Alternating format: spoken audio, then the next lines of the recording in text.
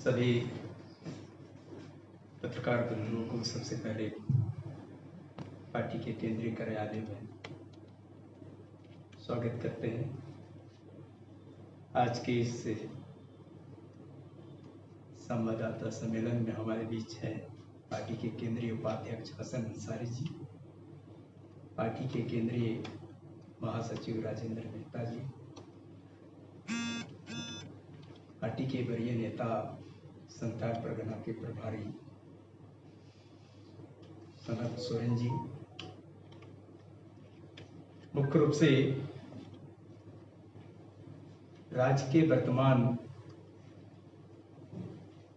राजनीतिक हालात और उसमें भी मुख्य रूप से राज्य के विधि व्यवस्था पर, कानून व्यवस्था पर स्पष्ट रूप से हम लोग कहना चाहते हैं।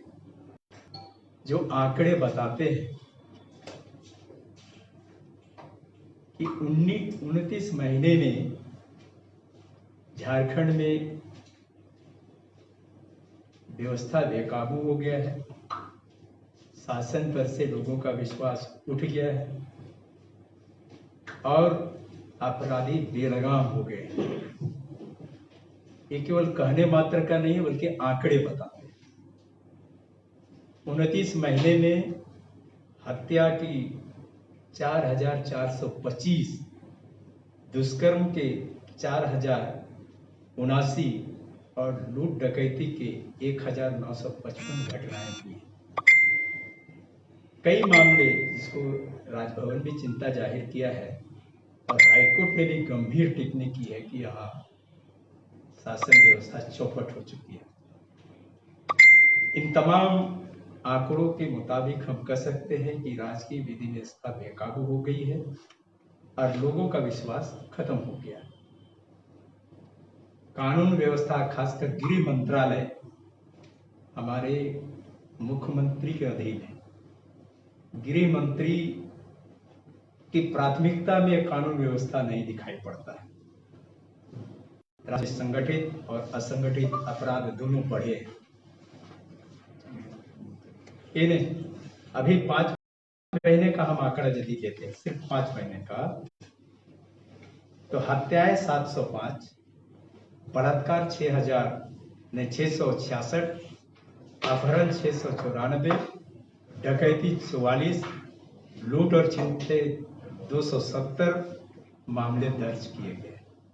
मैंने सिर्फ 6 महीने का, 5 महीने का। इस 5 महीने में पूरे राज्य में 25,765 संज्ञान अपराध दर्ज किए गए। मैंने FIR जो दर्ज होता है इतना दर्ज किया गया है और ये तमाम घटनाएं। तो इससे कानून व्यवस्था ये स्पष्ट है कि झारखंड में कानून व्यवस्था नाम का कोई चीज नहीं है, नियंत्रण नहीं है व्यवस्था पे, अपराधी बेलगाम हो चुके हैं। आपके नेशनल मीडिया के रिपोर्ट के मुताबिक 2021 के हालिया रिपोर्ट को यदि हम ये करें तो देश भर में सबसे ज्यादा दंगे झारखंड में हुए, देश भर में। ये पूरे नेशनल रिपोर्ट की बात कर रहे हैं। कुल 387 में से टोटल 387 यदि दंगा हुआ, उसमें 100 दंगे अकेले झारखंड में हुआ। मैंने इतना यहाँ है। यह रिपोर्ट अमन चैन और समरसता को लेकर राज्य की चिंता बढ़ाती है। सिर्फ एक साल मतलब 2021 में झारखंड में कुल 50,382 संज्ञेय अपराध दर्ज किए गए, FIR दर्ज किए गए।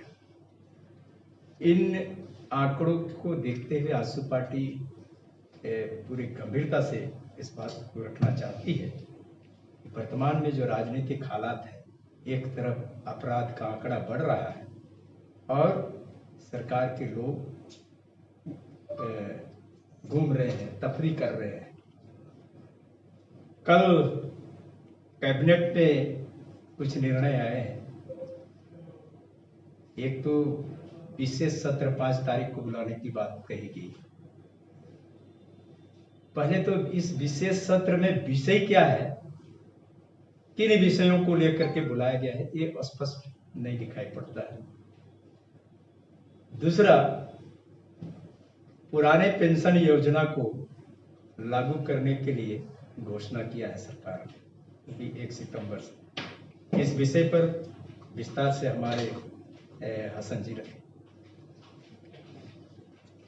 धन्यवाद।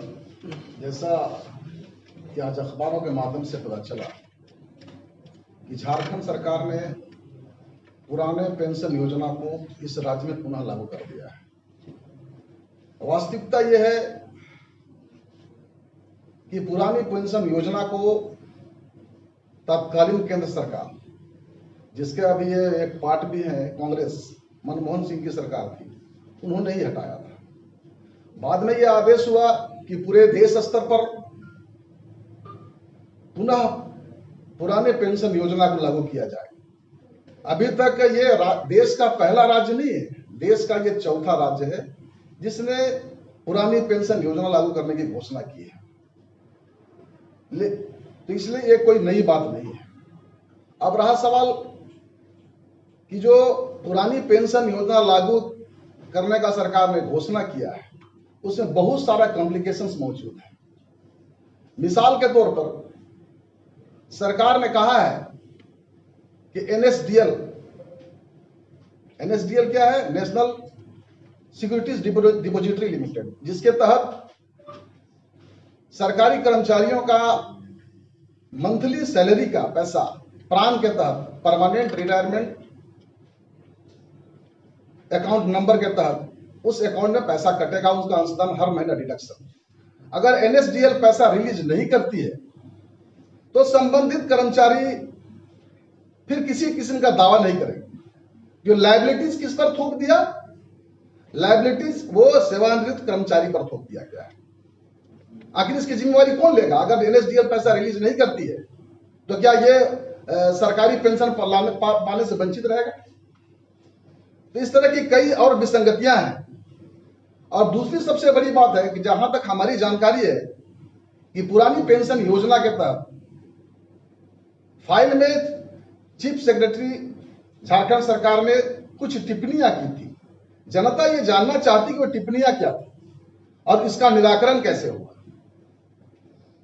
सरकार ये पता है कि इस संदर्भ में फंड की व्यवस्था कहां से करेगी, पैसा आएगा कहां से पेंशन देने के लिए। ऐसा तो नहीं कि अधर लटका हुआ रहेगा। तो इन सब विसंगतियों को, इन सब चीजों को सरकार को स्पष्ट करना चाहिए, तभी जाकर के ये सार्थक होगा। अन्यथा ये एक मात्र घोषणा पर रह जाएगा। और सरकार को हम कहना चाहेंगे कि इसी घोषणा के पत्र के तहत कि मैं पुरानी पेंशन योजना को लागू करूंगा, 2019 में सत्ता में आए, यहाँ के कर्मचारियों ने, उनके परिवार के लोगों ने झारखंड मुक्ति मोर्चा और कांग्रेस को प्रचंड बहुमत दिया। सरकार इस पुरानी पेंशन योजना को लागू करने में 2.5 वर्ष लगा दिए। और एक प्रश्न और है कि 2004 से सेवानिवृत्त कर्मचारियों को पेंशन नहीं दी जा रही है, तो क्या उनका समायोजन होगा? सरकार 2004 से अभी 1 सितंबर 2022 तक के बीच जो सेवानिवृत्त हुए हैं, सरकार यह भी सुनिश्चित करे कि वैसे सेवानिवृत्त कर्मचारियों को पूर्ण पेंशन मिले और उसका एरियर मिले, बजाते बकाया राशि जो 2004 से लेकर अभी तक है उसकी भुगतान करने की व्यवस्था सुनिश्चित करें। धन्यवाद।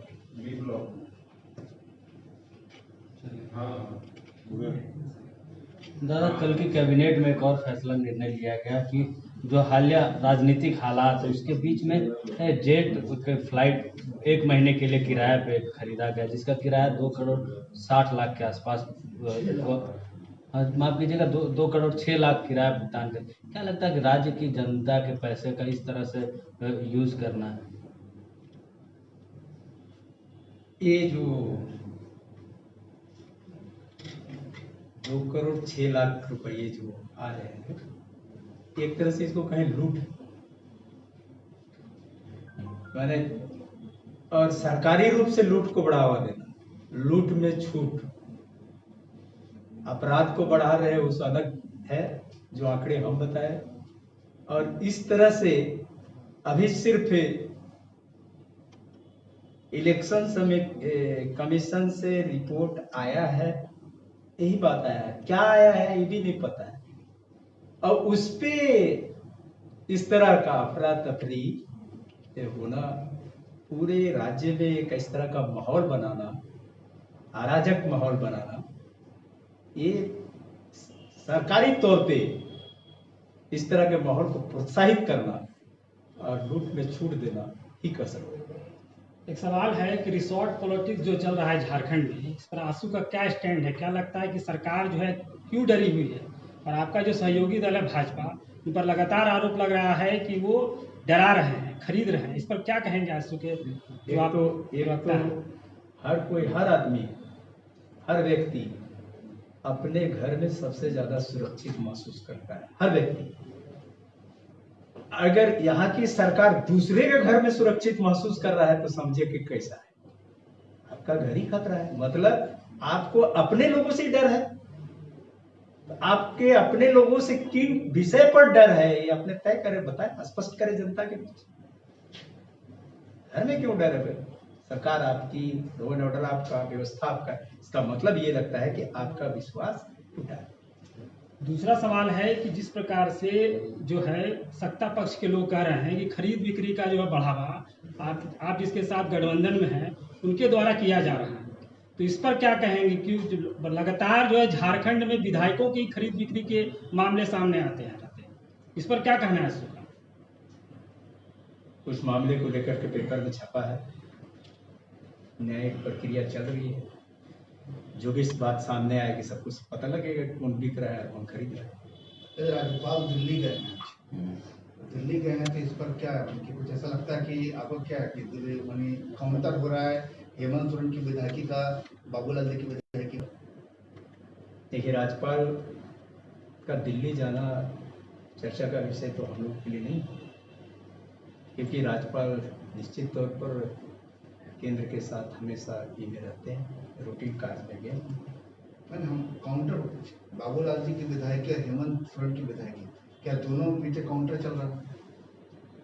बाबूलाल के विधायकी का विधानसभा में चल रहा है, उसमें विधानसभा के अध्यक्ष उसमें सुन रहे हैं। इधर का इलेक्शन कमीशन का मामला है। अब इसको इस तरह से हम ये नहीं कर सकते, सब कोई न्याय के प्रक्रिया में, और इस न्यायिक प्रक्रिया को